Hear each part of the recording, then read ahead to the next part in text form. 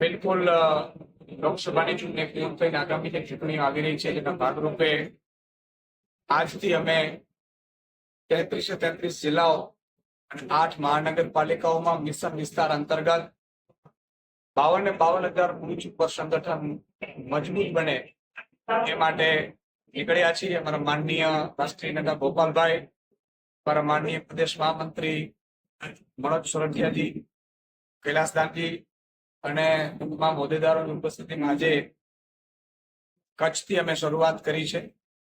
કચ્છોડો 12 માસ એ અંતર્ગત આજે અમે સંગઠન મિશન વિસ્તારમાં આજે કચ્છથી શરૂ થશે અને એ 3 તબક્કાઓમાં તમામ જિલ્લાઓમાં અમારા પદાધિકારીઓ છે, હોદ્દેદારો છે, આગામી ચૂંટણીઓ છે, ચૂંટણીઓને લઈને રિવ્યુ થશે, કામગીરીના રિવ્યુ કરીશું અને સાથે સાથે જરૂરી ફેરફારો કરી અને મજબૂત સંગઠન વધારે બને કેટલાક લોકોને જોઈનિંગના કાર્યક્રમો પણ વિવિધ રીતે કરવામાં મહિના દરમિયાન કરવામાં આવશે.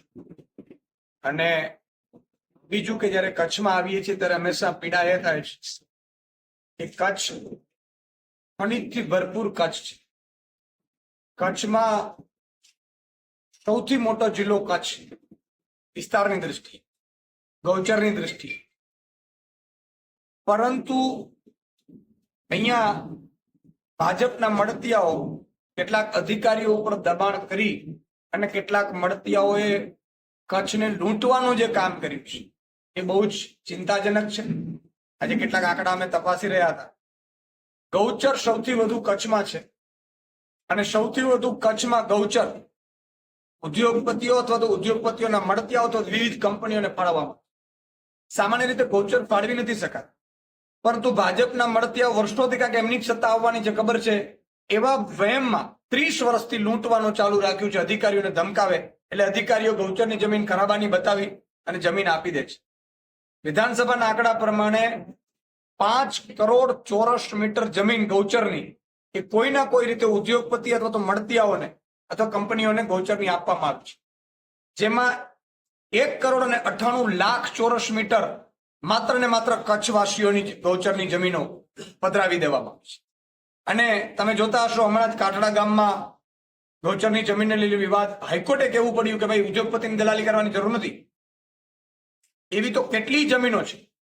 કેટલીક જગ્યાએ જે આંકડા સામે આવી રહ્યા છે જેમાં પવનચક્કીઓ નાખી દીધી, ગામમાં 4-4 એકર જમીન બતાવે છે ગૌચરની, ત્યાં ગૌચર છે જ નહીં. એટલે બહુ જ મોટું, સૌથી મોટું કૌભાંડ ગૌચરનું. બીજું, કચ્છમાં ખનીજ ચોરી, બેફામ ખનીજ ચોરી થઈ રહી છે. મળતિયાઓ અને એના ભાજપના આગેવાનો જે મિલીભગતથી ખનીજ ચોરી કરી રહ્યા છે. અને ત્રીજું, મીઠાનું કૌભાંડ પણ કચ્છમાં હવે ફૂલ્યું ફાલ્યું છે. આપને આશ્ચર્ય થશે કે અગરિયાઓ માટે 5 કે 10 એકર જમીન આપવાની સરકાર પાસે છે નહીં જમીન. અગરિયાઓની લીઝો રિન્યુ નથી કરતા. જેનો જે ખેડૂત હોય અથવા તો માછીમારો હોય અથવા તો અગરિયાઓ, એમનું જીવન ધોરણ જ એના ઉપર ટકે છે.